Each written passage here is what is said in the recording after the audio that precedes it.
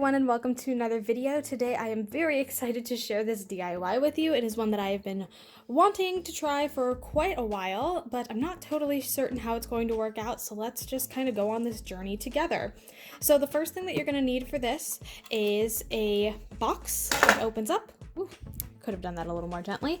And you're going to want one that opens up from the middle. I think that looks best. What we're going to be going for is kind of a book looking sort of situation.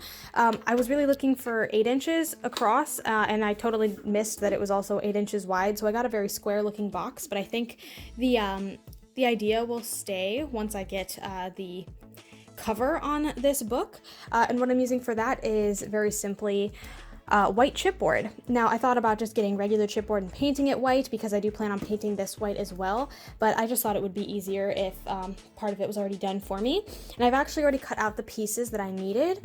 The square for this is going to be 9.5 by 8.5 inches. The only note that I have for that is when you're cutting, you're going to want to make sure that you cut from the white side. When you cut from the white side, the back part gets kind of scraggly, which is very easy to hide. Whereas if you were using this as the front, this is the first piece that I cut, you can see that the white edges get kind of pulled up and it doesn't look very nice. So that's just kind of a warning to keep out there. You're also going to want some chain. I got this relatively thick looking chain. This is going to be used to go over our shoulder. And lastly, you're going to want some eyelet screws. These are, I guess, the best I could find size-wise and for price, and I think that it should work out just fine. I am going for a kind of gold look, so that should work out well. I have one more piece coming for this. It is some corner protectors, specifically for the chipboard.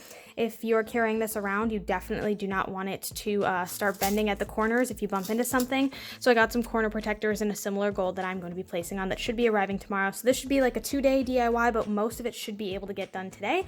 I'm really excited to get started, so let's go.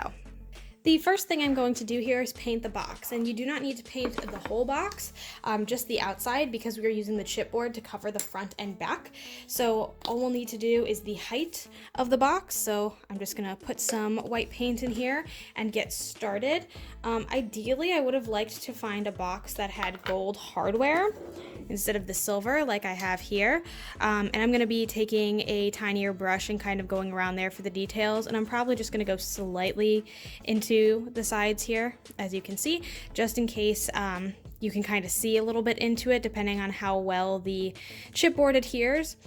But yeah, I'm probably going to do 2 coats of paint on this all the way around, and I'll worry about getting into the crevices of this bit probably a little bit later. So I think I'm going to get started maybe with a little hyperlapse action, and I will come back when everything is done.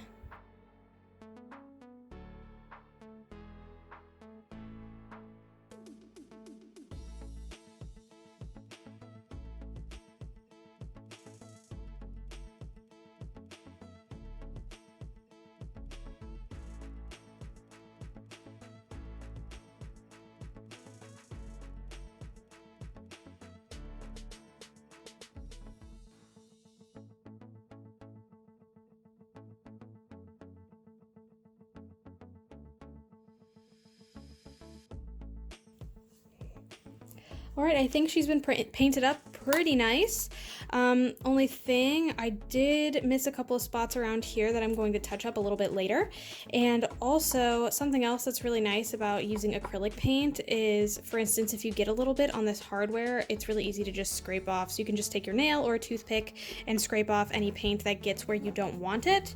I noticed like I have a little bit here, for instance, so I can just scrape, and it's perfect as new. So that's just a little tip there.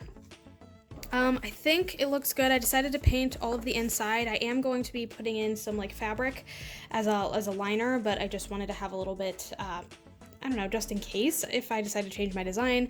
I don't know, I had the paint, so why not? So the next thing we're going to do is we're going to take these squares that I cut out of the chipboard. It would 100% be easier on me if I were to design the cover first and then glue it onto the book. So for reference, I did paint the inside corners here. This is going to be the edge. Looks like everything looks pretty good. I made sure to add a little bit of white paint on the edging because it definitely had that kind of brown look to it one cut out here, and the rest of it I think looks pretty good. So I think this is my better looking piece, so this is going to be my front piece, or the cover of my book. And of course you could wrap this in a fabric and do something like that to create a more like soft touch book cover, but I really wanted to design mine in, you know, Sharpie, and I even have some like stickers here, and I think I'm gonna make this just a pretty little copy of Pride and Prejudice because it is my favorite book. So I think I'm going to pick out some stickers, maybe start cutting them out, laying them around, and seeing what I like best. I know I want to have like an outline here.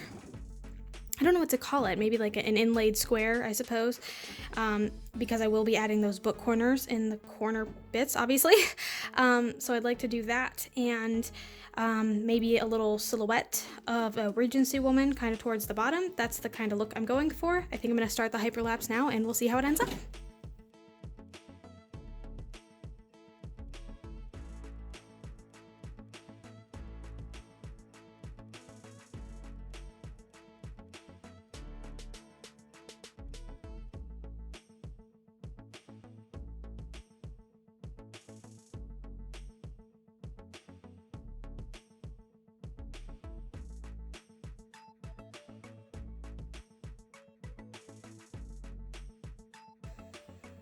I think I finally have the cover to a place that I like it. I think it's simple.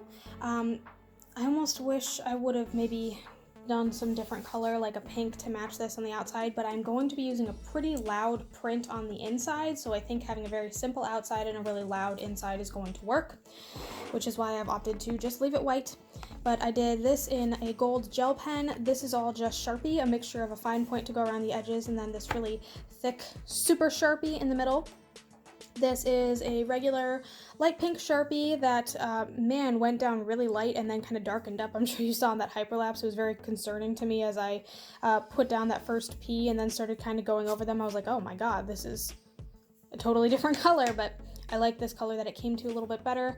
Took the fine point Sharpie, this little one, the ultra fine, and went through with a little bit of extra pizzazz to kind of tie in a little bit more of the black. And I think this is at a place where I actually quite like it. So now, after all of that, I think it's time for me to attach it to the box. So I have had a couple of layers on here. It's dry, it's pretty good to go. All I'm gonna do now, I'm gonna keep this closed for a moment.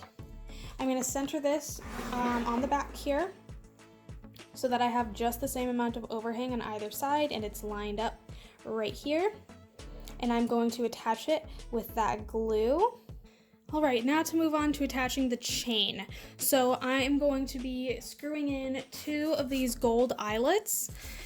And to do that, I need to create some simple tiny holes on the edges here. So I'm gonna go about, let's say a ½ inch in from each side and just kind of tap a little bit into the wood to make a hole. That way I have somewhere to screw into. Alrighty, ended up doing a lot more banging than I expected initially. I ended up going about halfway through and then sticking the screw in and screwing it in, but I did eventually get it. Thankfully this chain is relatively soft, easy enough to bend open, much like you would a jump ring with some pliers. So all I'm going to do now is I measured this chain to about where I wanted it to sit on my hip. And now I'm just going to put it into the eyelet. Just slightly not enough, a little bit wider. Slip it in very simply on the end chain here, and then all you have to do is get it closed. Right, the chain is attached. It looks awesome. If it opens up, it doesn't totally fall at all. It like kind of automatically closes itself back up, which is super nice. So I'm gonna say I probably don't need to add any extra chain in here, though I might add it anyway. Yeah, and I think I'm gonna add in some of that printed cotton fabric inside, and maybe some pockets or something. But I think overall this should be just about done in its most basic sense. I think all that's left is just some decorative pieces and pockets if necessary. To line the insides, I cut out a couple squares of fabric. I did 9 by 9 and folded in about a 1/2 inch, maybe a little more so, on each side, and ironed it flat. And I'm just going to be using that to place inside on either side, and I will be gluing it in. And then I'm going to take the same fabric and use it to create kind of like a fold over like triangle piece here so that it can open and close a little bit.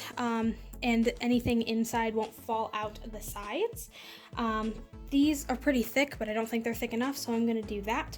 Also, if you can remember, if you've been following my channel long enough, I know probably not, but if you have been following my channel enough, leave in the comments if you remember what I last used this fabric for. This is some old fabric from an old project, so let me know if you recognize it, and if you do, what did it come from?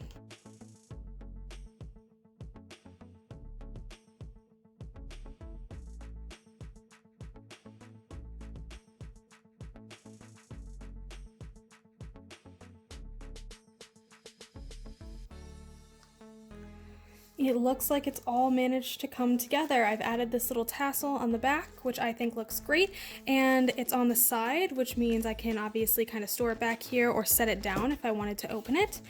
And it opens, and it has little stoppers on either side so I can actually put items inside of it. So I can do this. And I definitely made this pocket in here big enough to hold a cell phone if I so wanted it to, so I can slip that in there, which is great. Or I can just kind of leave it to fall. I ended up kind of basically just covering everything on the inside. I wish I would have just done a big long piece here, but there's definitely plenty of space in here. Like, I could throw definitely a few things in here. I could definitely fit my phone in there, my wallet in there, close it up. Use this as a little latch on the top, and yeah, surprisingly sturdy and good. I'm kind of dangling it just from the edges here where it's heavy, and these screws haven't started coming out yet. And I mean, I think it looks like a book. I like that I drew the image on. I think that means it's longer lasting. I think the only thing that I would like to do that, again, I haven't done yet, is probably to seal this in with a layer of Mod Podge or just some sort of sealant. That would be nice to make sure that I don't get a ton of fingerprints all over what's white here. And obviously I have the corner protectors that I'd like to put on here. They're already kind of starting to get iffy based on the amount of work I've done with it today. And I don't know if I want to do it on all corners or just the front and back top corners. I guess it'll have to depend, but overall I'm thinking it's looking really good. So I will come back tomorrow and finish up the project then. The final piece is here, and I think I am ready to go. So the last thing I got were these corner protectors, I believe is what I typed in to find them. And the gold matches this chain just about perfectly. I got them both off of Amazon, and I think they both turned out pretty great. So yeah, all that's left to do is actually pop them onto the corners. So just pop it right there, and then you will be kind of pinching them in so that they hold onto the corner. Now, since this is a little bit thicker, I think I'm actually going to grab some pliers, and I'm also going to like bend them in just a little bit so that they grip perfectly. And I'm going to attach this only to the outside corners because the inside corners don't need it.